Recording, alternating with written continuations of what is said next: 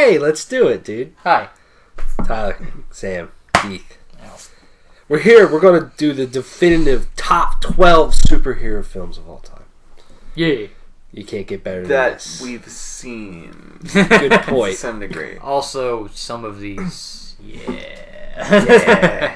I mean, I would say we've seen a decent amount. I've seen 10. But of there's the movies on this certain list. there's certainly some that I think I know the one that's older that people talk about all the time that I've never seen is 1989 Batman. That's fairly good. I mean, I've not, never I seen don't know it, if it's the so greatest I don't ever, know. but it's fairly alright. Yeah, I don't know if that Some goes on the people list. say like the old Superman movies are good. Mm-hmm. I don't know. See, I might draw the I'm line weird there. with I might those draw the because line. it was just at this time where it's like it's a very fine line between like good movie and cheesy compared to like what you can do now. And I understand like DC doesn't have like the best movies now, but Yeah. it's just like it really depends what you like, I guess, and when you grew up and what you. But not my thing. Superman movies weren't 100% my thing, for the most part. They're still not my thing. Oh, we forgot Man of Steel. Fuck. Oh, fuck. Yes, we forgot. We about it forgot. because it sucks. We forgot fucking Oscar-nominated Suicide Squad. Oh yeah. Shit. Yeah, with that beam of light at the end, that was good. Good stuff. Good stuff. Soundtrack. Good stuff. What a fucking Oscar for soundtrack. God damn it. Anyways, number 12 is Watchmen. What you think? I like to watch men. I was gonna say, come on, make the joke. Yeah, it's a very good movie. I think out of all the superhero movies I don't think there's really a movie that captures. It's tough to say, but like you have a lot of other movies out there that are dark and gritty, and some other movies that are like more funny, and especially like with the direction Marvel goes, like kid friendly. A lot of it's like jokes and kind of easing some tension here and there. But this movie is so just dark comedy. A lot. It gets really dark. I mean, it touches on things like rape and like the destruction of a country and nuclear war, but at the same time you can kind of laugh about things here and there, which is really weird. It stayed, notably stayed very like faithful to the comics, which helps and hurts it at times.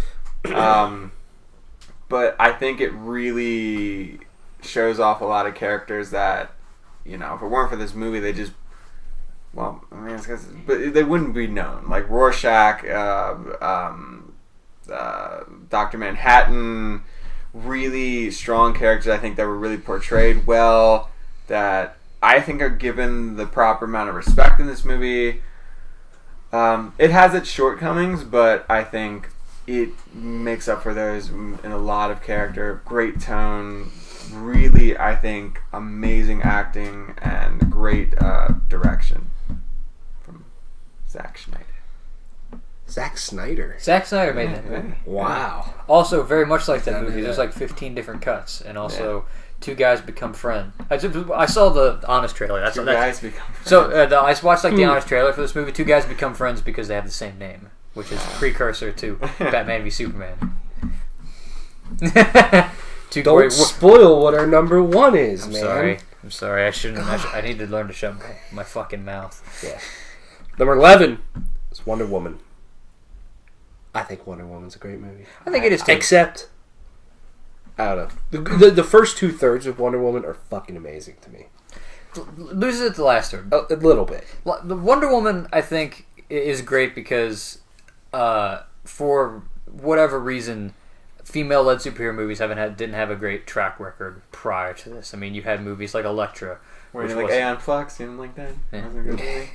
or like That's Catwoman bad. with Halle Berry, or Elektra. Bad movies, and so, and this kind of very much shown in its in some of its cinematography and whatnot, especially the one sequence when she first gets out into like the war, into like no man's land and things like that. It's one of the best sequences in a superhero movie, I think, ever. And it's just super cool, and it fits with the times, and it sets her up as like a badass character.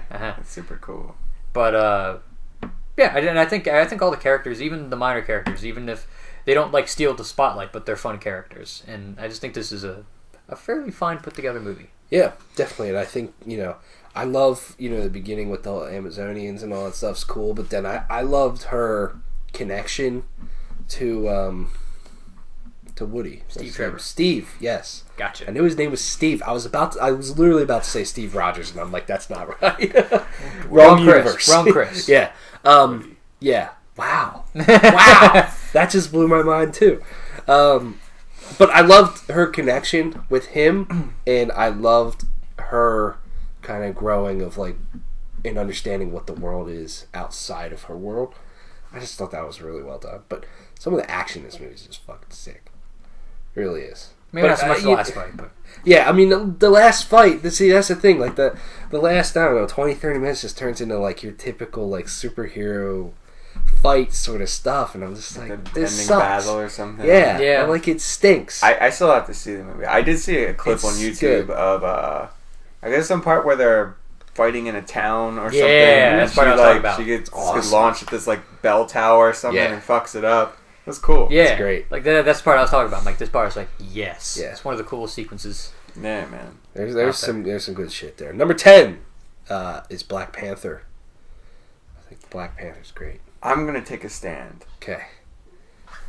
No, I really like this movie. I think it's very good.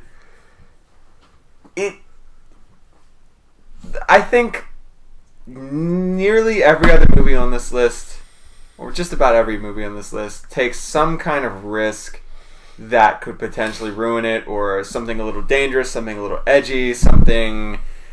Black Panther to me is very good. It doesn't make any mistakes, but it doesn't make any mistakes in the sense that, like, it's kind of like Yao Ming, almost. Like, if Yao Ming didn't miss a shot, it's like, oh, wow, he's, like, perfect for shooting, but, he's, like, 7'6", and he can just, like, go layups all the time. It's like, I'm not saying this movie isn't great, it just doesn't, as a story, it doesn't take a ton of risks, but the story is very powerful. I think Killmonger is great. One of maybe the best villain. He's up there with like the Joker to me, and like Christopher Nolan's series, his trilogy, because he makes it like personal. It's not like I'm gonna take over the world. I'm gonna destroy this. I'm gonna lift some land up and drop it down. He's like, these are real issues that are going on. It affects me personally. It affects a lot of people personally. I'm going to fight for what I believe in. It's very powerful. I really like that. And Chadwick Boseman is very good. Mm-hmm. Very good in that movie.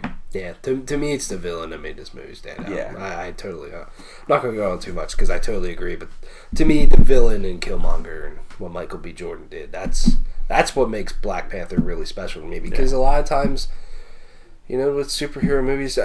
They kind of miss on the villain a little bit more than they hit. Yeah. And Black Panther just fucking nailed it. Yeah. And it was good. I also just really loved its style. I mean, it really used a lot of different style for a superhero movie, which I really like too. I also think that Black Panther does something that a lot of movies, especially superhero movies, don't do that well, which is even though it's just a country, it builds a world with like...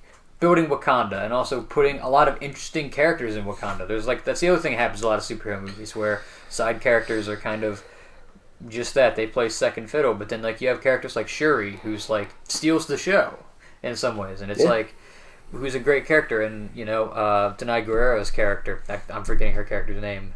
Yeah, but I'm blanking on it. But like fun character, but then like also creating like a complex, interesting political environment too. It's like stuff that like I associate with like lengthy series like Game of Thrones of trying to set up like a complex environment, but they do it in the movie in like a feature length 2.5 hour long movie, which is really cool. So yeah.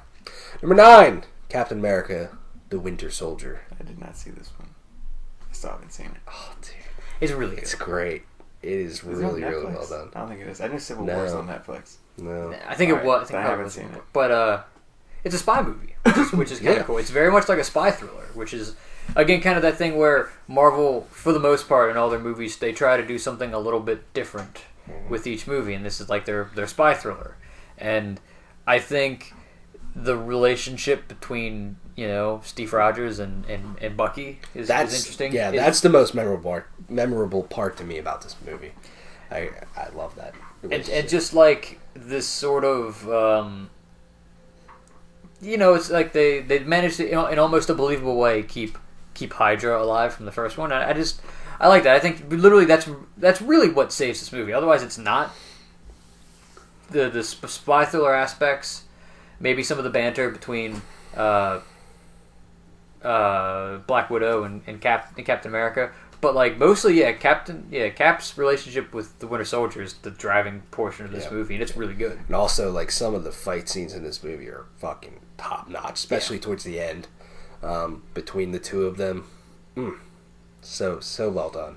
And there's just, I don't know, felt like there's a lot more emotion in this movie than a lot of the other Marvel Cinematic Universe movies, which is why I think it's one of the most memorable ones. Number 8, X-Men: Days of Future Past. I did not see this one either.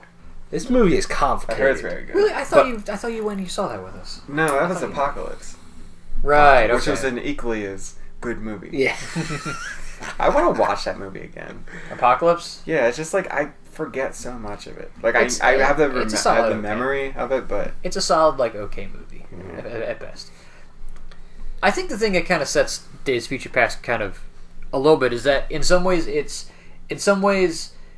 when you look at the future stuff, it is like the typical, like, oh my god, it's the end of the world kind of thing. But then when they go back to the past, it's just all about stopping Mystique from killing the president, and it's like that's a down to earth story, and it also kind of sets up in this mind like, oh well, they've already changed the past, they could fail theoretically. Like in the back of your mind, you're like, yeah, they could fail, and the movies would go on because they're gonna, this was their way of ending the future X-Men timeline anyway. But I thought, especially throwing Hugh Jackman in there with James McAvoy and Michael Fassbender was great. All their banter was a lot of fun. Jennifer Lawrence is okay as Mystique. I think She's always been okay. She's always just been a solid okay. But like, to me, it's Michael Fassbender's great. Yeah, in this movie too as Magneto. I really like that, and I like the like the sense of urgency between both timelines, but especially like the future one, with what they have to do in the past to make sure everything's all right. Like I really like that, and I like how coming towards the end, it just felt like, holy shit, this is intense. Also, Professor Xavier, he's a character and not like a plot device. Yeah. Like he was just kind of there in the other movies, but now it's like he's a character with his own struggles and seems a lot more human than he does in any of the other movies. So, well, besides one other movie, but I'm gonna stop talking. Yeah. Days of Future Past is just, it's great. Also, it's got some sick shots, dude. Yeah. Magneto with that baseball stadium. My goodness. And then the future stuff with like the end of the world. Delicious. Number 7. The Incredibles. all right, I'm back in, baby. I'm back in the game. Yeah. I'm back in. Second wind. Yeah. The Incredibles is great because it's just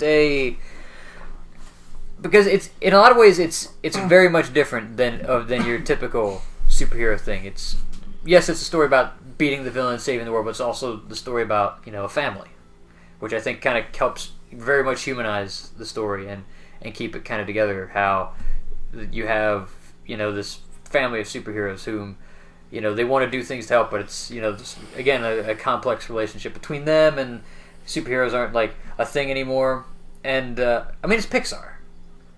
Everything Pixar touches is golden, and I think that like the action pieces in this movie are very well designed. The characters are likable, which is also something that's hard sometimes in superhero movies, is to actually have a bunch of likable characters. So yeah, it's a fun movie. I think probably that might be the best thing about it, is that it's just fun to watch. Probably maybe one of the most fun superhero movies to watch out there. I really like it because it's like sitcom meets superhero movie. Like yeah. it's very funny. It's I think very like the way they kind of set up the world is really cool. I know it's been done in like other like comic books where like superheroes aren't superheroes anymore, but it's kind of cool how they start to come back, and they each get like new super suits, and Kronos, right? He's the bad guy. Might be Kronos. I thought it's Thanos. No, I'm pretty sure it's Kronos. I'll look it up. But I like his relationship with like Mr. Incredible. Like, oh, I wanted to be a superhero when I was a kid, and you told me I couldn't, so now like, I'm gonna like save the world. Like he's living out this like fantasy, and he's trying to like do all this stuff, and it's like family comes together at the end. It's a really like lighthearted, funny, really action packed in the way that like Disney always does it kind of movie. Like Syndrome. Why am I thinking Kronos? I mean, I don't know. We were talking. I think I'm like God of War. We were talking about God of War earlier. Yeah, Syndrome. Okay, that makes sense now. Syndrome, I think, is... They even make fun of, like, monologuing in the movie. Like, it makes fun of, like, superhero stuff that superhero movies do, but it's really, like, enjoyable movie. Like you said, it's good fun. It's good fun. I'm stoked for a new one. I need to... I have not seen this movie since it first came out in theaters. Like, I remember watching it in theaters and just loving it. So I need to watch this one again before the new one, but still... I just can't believe it. I feel like it's on all It's the time. taken so long. I feel like The Incredibles is on all the time. Probably like on is. TV. I don't know. It's just, yeah. I don't really watch TV anymore. I'll turn on, like, SportsCenter late at night to see, like, what the fuck happened, but this isn't about SportsCenter. LeBron James. Always about LeBron James, man. Yeah. We're 6. Deadpool. We all saw this one. We did. To me, what I love about this Together. one Strong. is Together. is how they nailed Deadpool so incredibly fucking well with this one. And the fact that, I mean, there was some before it, but they really took a chance on a rated R superhero film, and they kind of had to. There's no other way to do Deadpool without it being rated R. Yeah. There's absolutely no way. And I think they got... Even though he played him before and it wasn't the greatest, but getting Ryan Reynolds, like, I think he's a great actor to play this role, and I mean it's just a super memorable movie. And to me, like, it also, because of who Deadpool is, like, I think it, in a weird way, like, it can appeal to people that aren't into these like superhero movies or know anything about it. Because like I watched this with my fiance and she fucking hates these movies. But she loved Deadpool because it's like a comedy at the same time, like a really ridiculous comedy. And there's just a lot of just incredible stuff in here. Hey, That was the last one. Yeah. I like this movie because it's not only that's just rated R, but like every rated R movie that people think about, it's like has one like Batman, but like darker when he kills people. This movie is rated R, but it's not like It's not darker. it's really gruesome. It's actually sometimes. like lighter. Oh, yeah. But it's funny. Like it's the exact opposite of what people want with like a rated R superhero movie. Like it's genuinely funny. The story, like, is a little bit generic, but it pokes enough fun at itself. I think it's generic because so that it can poke fun at itself, and like the villain is like so generic in this movie. Like, who cares about it? It all kind of like comes around to like just make fun of it. It's like this weird cycle. Like it all just works somehow. I hope the second one's very much like that because the plot seems like works. It's going to be fucking generic, but we're not talking about Deadpool 2. Yeah, but it's almost like the more simple you make a Deadpool plot, the better it'll be. Because the more fun you can poke at it. And I think that, I won't spend too much time, I think Ryan Reynolds is perfect. I had my doubts going into it, and then I saw the first trailer, I'm like, this guy is incredible. Yeah. Why isn't he... I mean, why would you saddle him up with X-Men Origins Wolverine? Yeah, when you, like, let him open his mouth, it's great. And, like, it's... Again, with the very self-aware, it's the Gambit. very, very, very tongue-in-cheek with everything, and it's just I mean, I'm not going to reiterate all this stuff because you guys basically hit everything. It's just it's a fucking. Also, like, it's so weird to say this now because he's a fucking idiot with what he's done in real life, but I love T.J. Miller in this movie too. I thought that was great. He's a fucking He got jackass. himself in some trouble. He's gotten into he's some shit. he's not going to be in the X-Force movie, Definitely not. which is I was surprised that he was still in Deadpool 2. I think it was mostly because like at this point like Yeah. we don't want to have to do They reshoots. don't have Everybody that Kevin Spacey money to get him out of there. Yeah, I think it was probably just a little too late almost Yeah. to reshoot a movie this size. Yeah. I mean, it's unfortunate, but And it still kind of has things working against it. Like people still almost like don't want it. Like it still kind of feels like the odds are against it a little bit. Even though the first Deadpool came out and like it did really well too. oh yeah, I think at the open time lights. it was like it was the best opening for a rated R movie. Yep. Like ever. and I think the only thing it beat it. Yeah. what beat it? What? I'm not fucking. I was serious. Like I didn't know what the fuck you were talking about. I'm like, did I miss something? And like, it beat it. And I'm like, what the fuck beat it? Number 5. The latest one. Avengers Infinity War.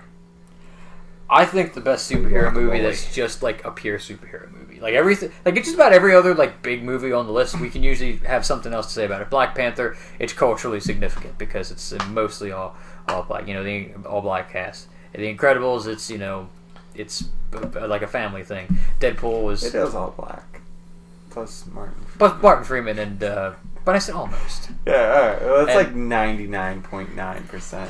Yeah, and then It's Martin Freeman. and even some of the other movies later on that we talk about, they kind of go beyond being superhero movies. But just like a movie that knows what the fuck it is, Infinity War is like the best. It doesn't strive to be more than a superhero movie, but the thing is, it doesn't need to be. And I think probably more so than any of the other Avengers movies, it does such a great job of balancing all the characters and setting up what will obviously be a future story in the fourth one. Like, even though maybe Thanos isn't the greatest villain ever, I think the events of Infinity War will make him a great villain in Avengers 4. But it's just like, action's great. Mm-hmm. The comedy's not forced. It's actually really fun. And It's like a legitimately funny movie. It's the first like Marvel cinematic universe movie that I legitimately laughed at in certain parts. Like, I didn't think like any of the other movies were really funny because they had like just corny, dumb jokes. But like this was like legitimately funny. It was like I'm not sure if you're going to get to it, but it was like directed. direct, very yeah. well, yeah. You should. Guardians of the Galaxy is kind of the same way. I haven't seen Guardians of the Galaxy 1 or 2. Mm-hmm. They're the same way though. I think that's on Netflix. Guardians 1, I think, is on Netflix. I think Guardians 2 is on Guardians Netflix. 2's on Gar- Netflix. I thought Guardians- Because don't think I remember one is. seeing that and I'm like, I want to watch Guardians 1 first. Yeah. I have it. You can borrow it sometime if you Alright. so choose. Hell yeah, man. But it's Yeah, it's fun. I enjoyed it a lot. I got bored and I used my movie pass. I saw it again on like Wednesday.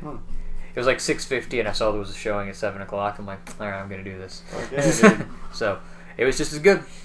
So didn't lose any of its luster the second time. So Mm-hmm. Yeah, I mean, I think it's pretty much.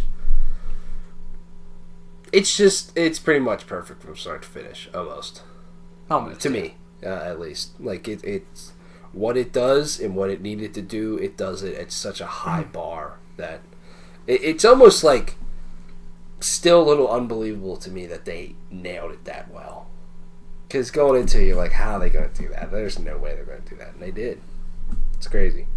But I love Thanos as a villain, for sure. I think they balanced the cast well. I think it's well paced. Everything about it's just superb.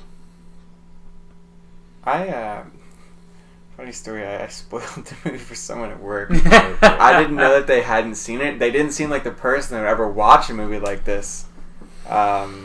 Just don't listen for like 5 seconds. I was like, oh yeah, remember that part at the end where Spider-Man dies? I was talking to someone else, and they're like, dude, I haven't seen it yet. I'm like, oh, fuck. I'm like, maybe he doesn't. Maybe he does, maybe he doesn't. I don't know, maybe. I I figured completely the ruined that for spoilers someone. thing kind of came with this this Oh, discussion thing. yeah. Okay, never mind. But- Spider-Man dies. Yeah. A lot of people die. Actually, a lot of people die. Yeah. Die quick. Because there's like a theory that they're just trapped in the Soul Stone or something like that. I think just about everybody is, maybe Yeah. except for like Loki and That's all a the big people who died. stone because that's half the population of the universe. Yeah. Not just Earth, not just the galaxy, the universe. Yeah. Also, slight detour just because I had this thought after seeing it a second time. I think I'm noticing a pattern. I think Peter Dinklage needs people to act with in order for him to do a good job. Because Destiny, he was probably just sitting in a fucking booth by himself recording lines, and I'm 90% sure they did not have anybody else there. Like that, him and Chris Hemsworth were not on set together at all, filming their scenes. Really? Like I would assume they filmed them separately. Like naturally, I would assume but there's certain times when they're talking to each other, right? Well, yeah, but you can fake that kind of stuff. So I just assume that he, also he's probably acting in front of just a giant fucking green screen. Yeah. That would be ask anybody who worked on the Star Wars prequels. That's fucking hard. It doesn't need to be a giant green screen. It could be a regular green screen. Fair enough. All right, but that's my slight detour. I had that thought like Wednesday. I was like, maybe that's the case. Number 4, The Dark Knight Returns. Keith hasn't seen you. that. This is your favorite movie. Also, technically, he hasn't. Which This is to me. Yeah, but I expect more. I expect you have seen it by now. You watched that shitty ass. So what's it with the Joker and like background? I watched The Killing Joke. Yeah, you watched that shit, but you didn't watch the Dark Knight. I didn't know it was bad when I got that one. But so this is an animated movie. Yeah, it's anime.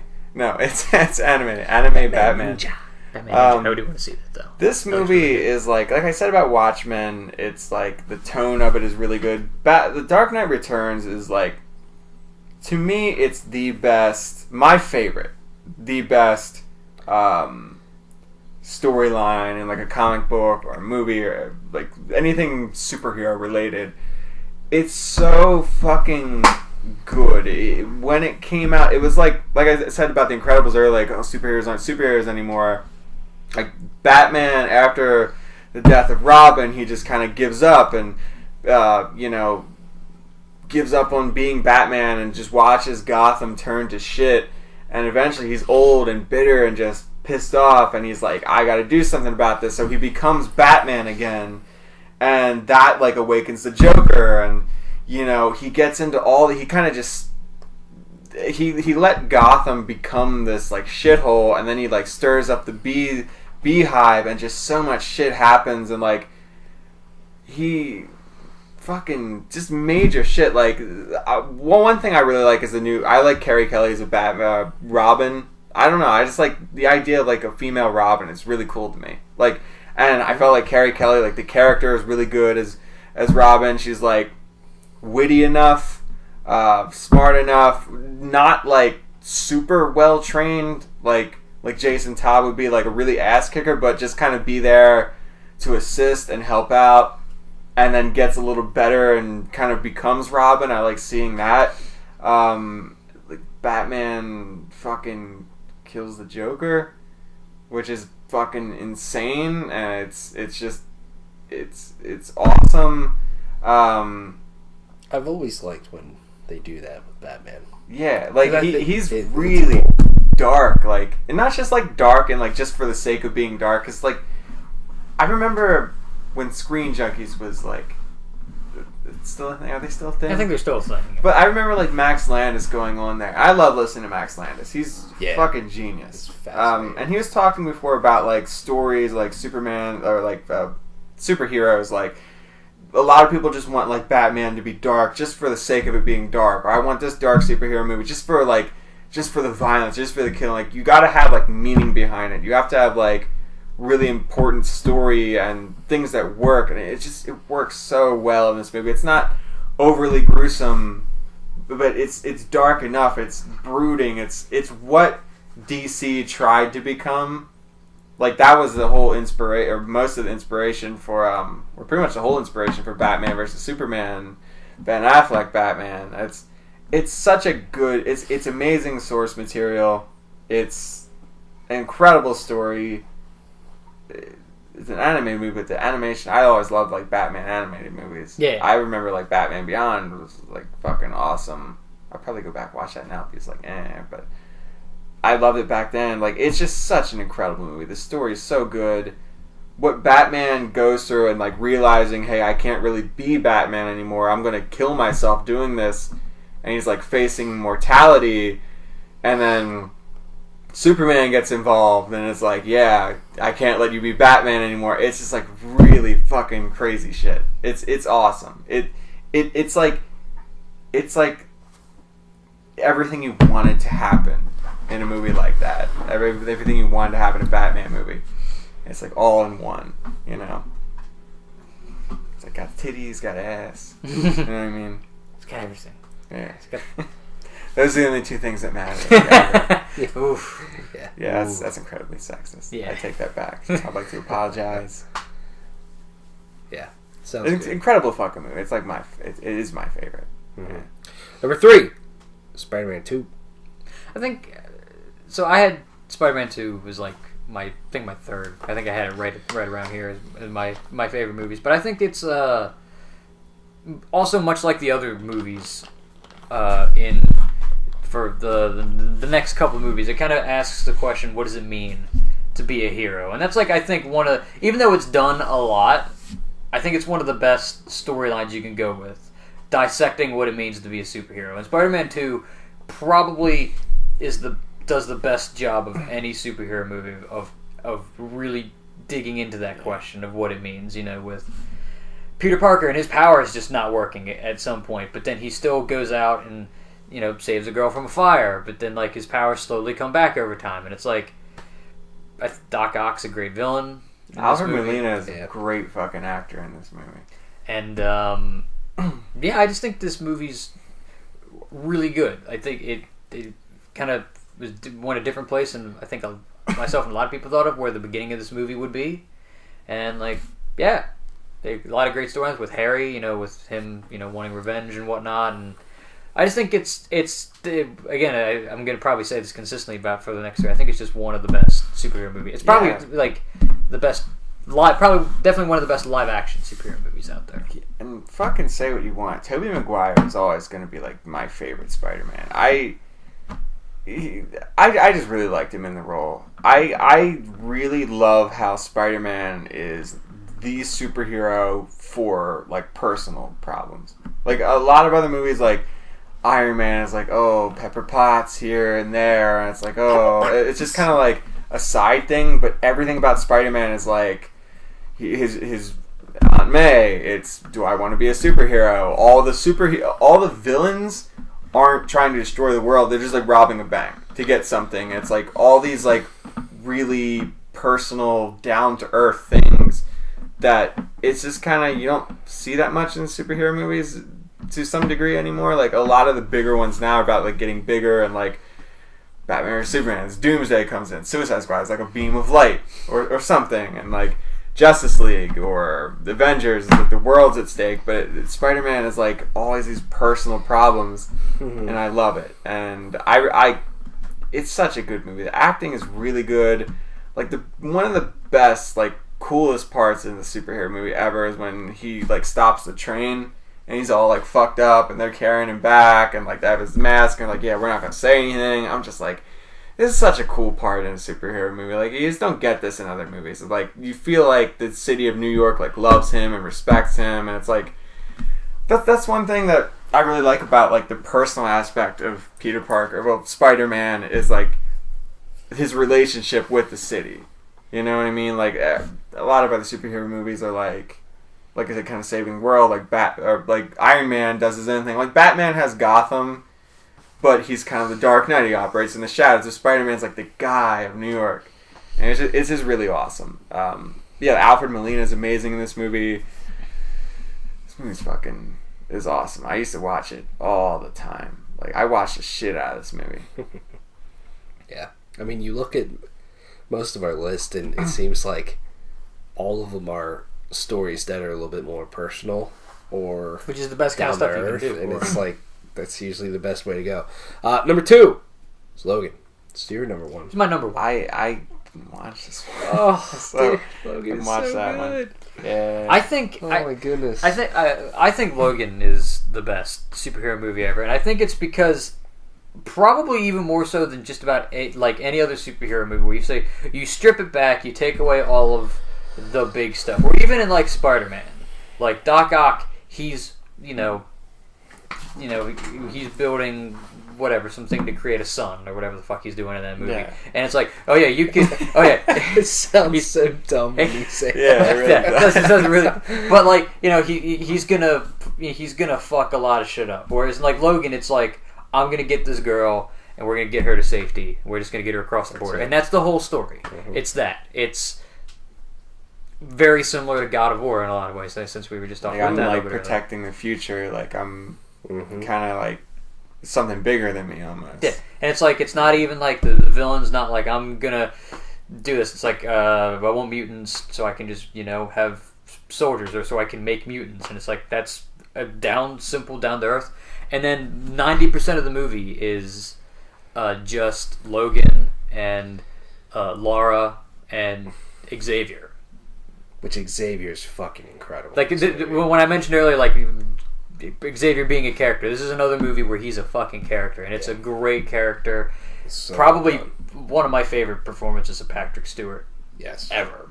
And I just think In the relationship between him and Wolverine is like, wow. I just think that everything, and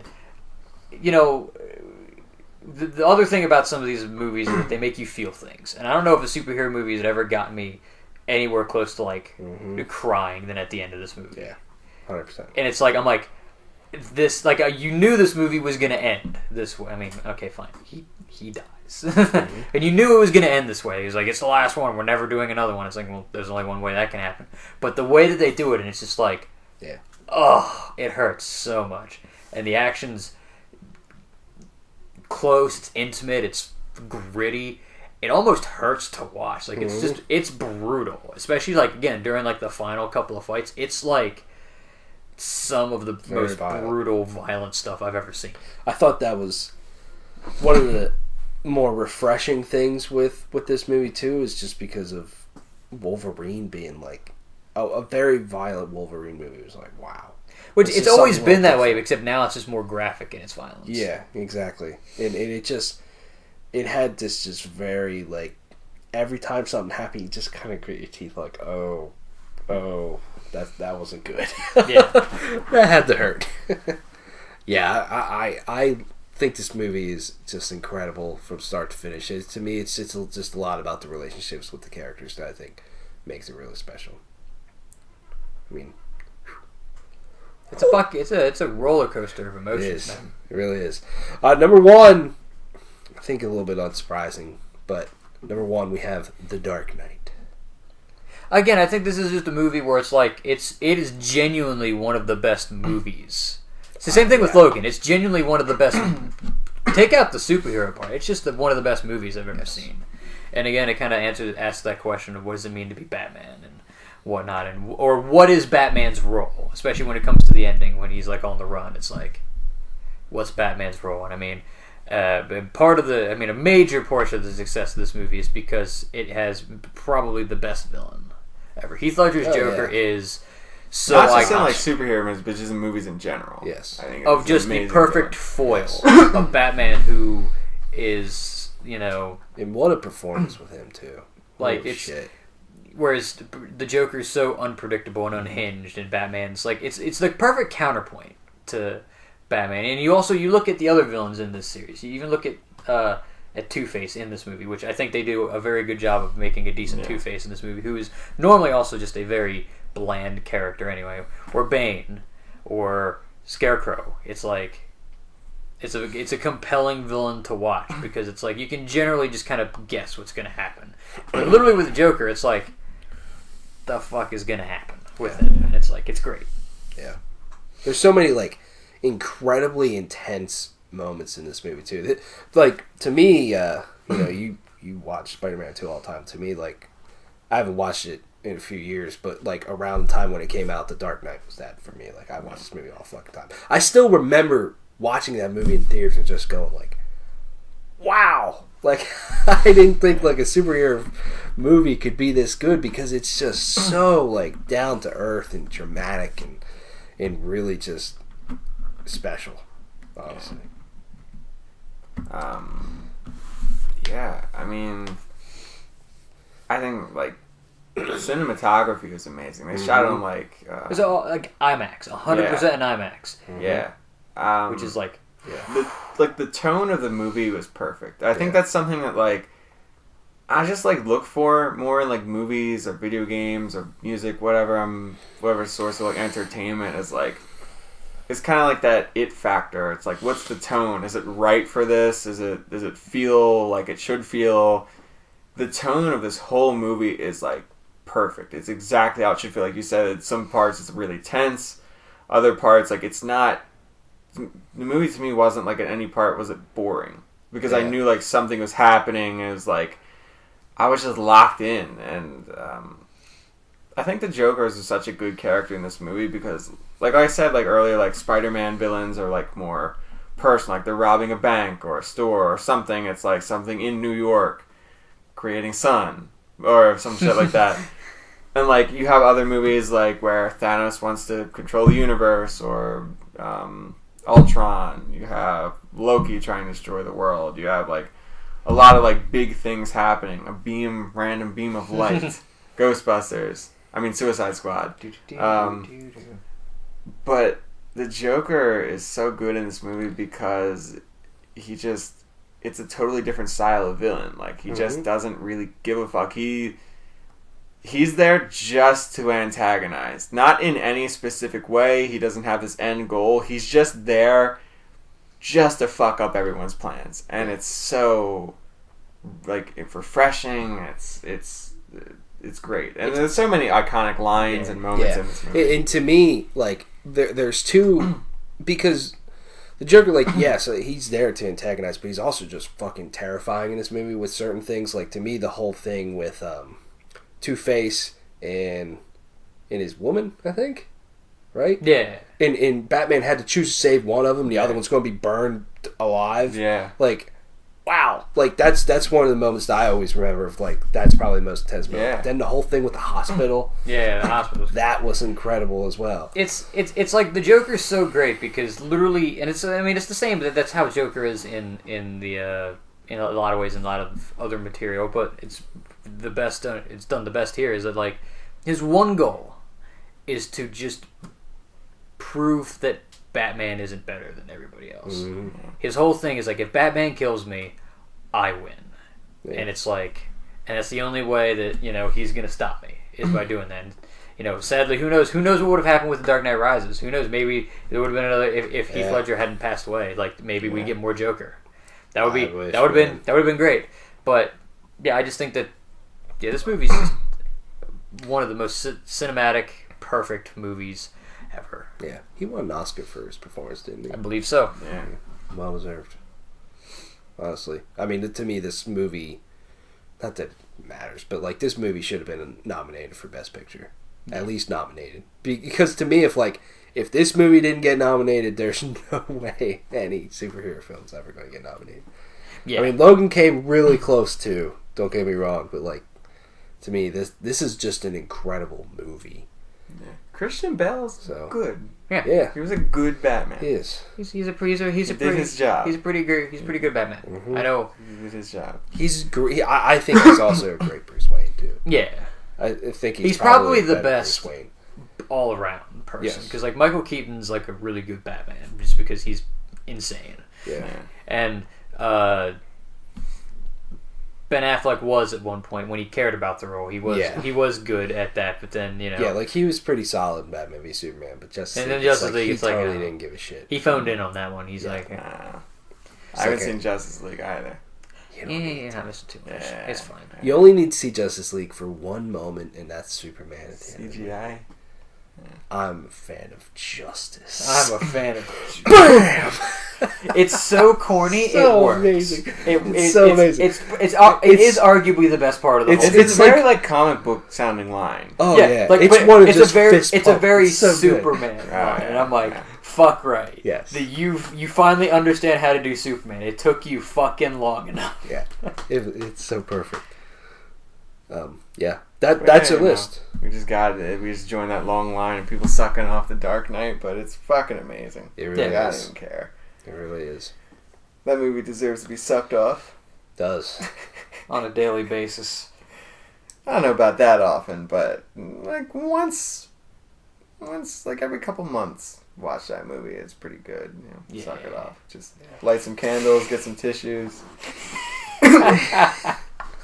Watch The Dark Knight. Yeah. All right, that's our list. Pretty good list there. Let us know yours. Thanks for watching.